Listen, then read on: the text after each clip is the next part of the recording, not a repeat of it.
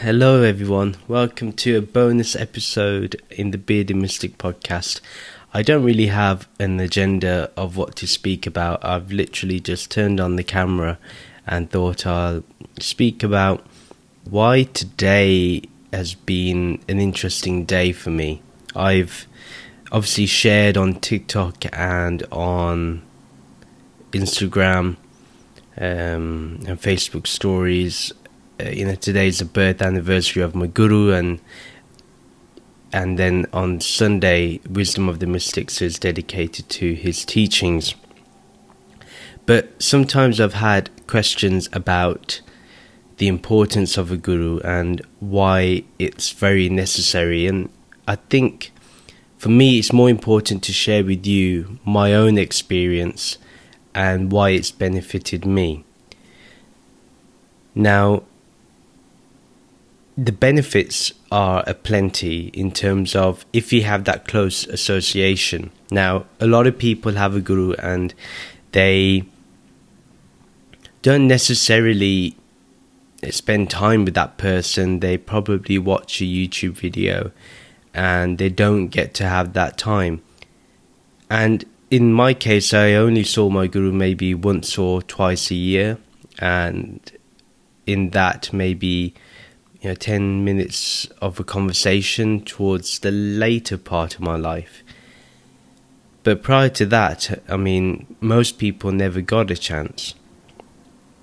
And I always felt that if I had the chance to speak to him, it should be about spirituality. It should be about, connecting with the divine, connecting with actual God. And in later years, that's exactly how my relationship got stronger with him. And from being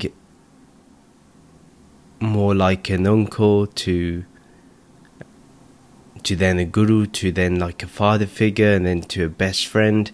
And I always say that friendship is the best relationship to have with the teacher.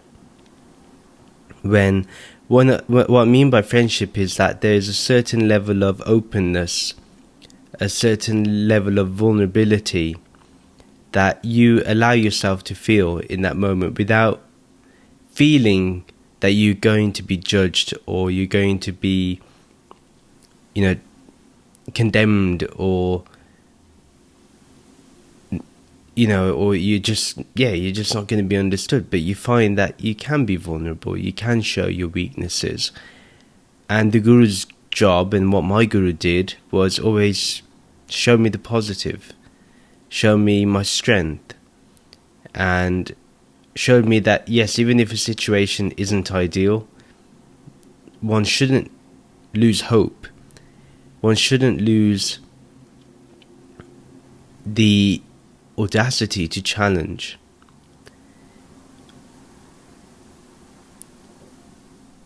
Every year, whether it's his birthday or the death anniversary, or more or less every day, I always think about him, and I always think about the immense blessings, the immense grace, the connection, the love. I think about all those things. I do count my blessings when it comes to him, and I've never experienced life the same after he passed. And it's maybe after the podcast that I felt there's been more of a resurgence in my spirituality myself. It's as if, I remember when I first started the podcast, a friend of mine said that, Babaji would be really proud of you, but that you took this initiative and that you're spreading, the teachings of the Upanishads and the Gita and spirituality in general. Now, the other important thing is that I think that by sharing these teachings that I share with you, I feel that I'm also revising and also refining the things that I learned under Babaji. And sometimes, I listen to a discourse of his, which were mainly in Hindi, and I would just be, I don't know, there's something about his voice, and even though I don't think the teachings were incredibly deep for majority of the time because of his audience, I always found that there was something that kept me going. There was something that I was able to get an insight into, and it was something I was able to really feel connected with. And that would deepen my spiritual understanding and also deepen my spiritual experiences. And then eventually to the point of where I now know that I'm aware of my experience, hence actually there's only awareness.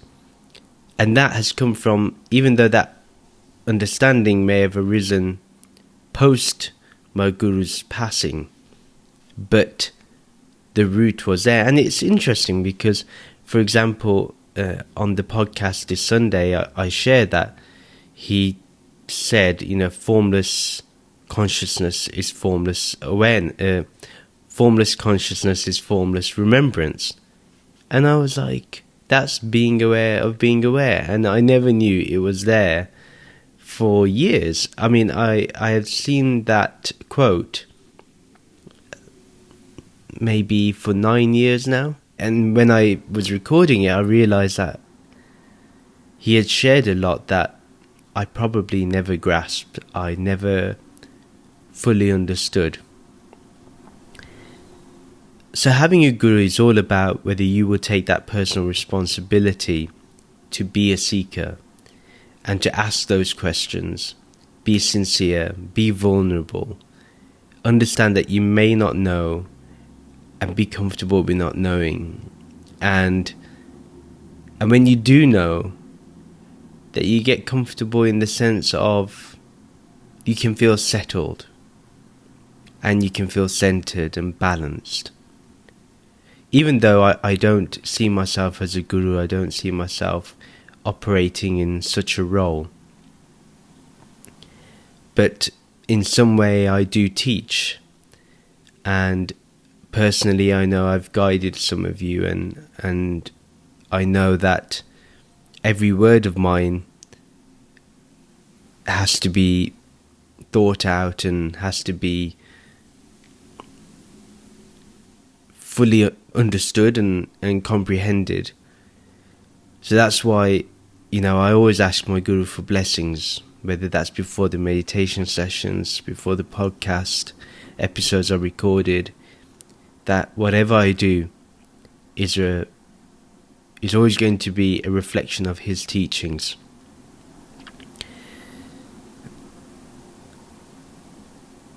And ultimately,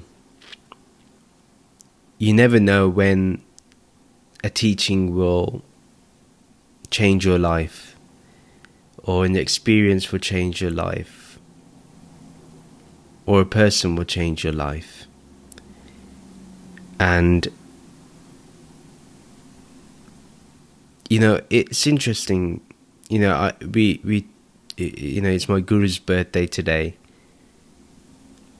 and what's interesting is that I have felt the world isn't the same anymore. And ever since he passed away in 2016, a year where a lot of things happened, and then you have 2020, and then we have that situation for 3 years still ongoing. And I'm like, those times were pretty dark, and literally I had to search for the light. And all I can say to all of you that have subscribed to my Patreon, first of all, thank you for supporting me. But the other thing is that whenever I see your messages, whenever I see your questions, whenever I see you in the meditation sessions, whatever it may be, I see my Guru in all of you. And when I say Namaskar or I say Namaste or Om Shanti, I am seeing the divine in you. And I think, even though I still tear up when I think of my Guru, but I just want to say thank you, that you have filled a void which I didn't think was there, and I realized it was, and I could do something about it. It didn't have to be empty. I could fill it. And it's interesting.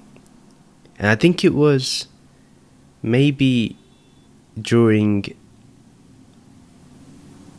the second chapter, when we were looking at the second chapter of the Bhagavad Gita, that I started to realize the change. I started to realize how that void was being filled, and it gave me such clarity that I had in 2015, and it built upon it like I had never left 2015. I was building that back up again. I didn't have to build anything back up to that moment. I was literally walking forward from that moment. So I'm not saying I'm enlightened, and like I said to you always, I will never admit that thing. But I just want to say thank you for being there for me. Thank you for being that connection, and I hope and pray that we as a community get stronger. So I'm going to pretty much leave this unedited, and I apologize if there's bad sound quality, or well, I'll edit it a little bit, but I just want you to know thank you, and thank you for being that light. And in you I see my Guru, in you I see Brahman, in you I see this formless awareness, and may I always serve you all with love, respect and humility. Take care everybody. Namaste.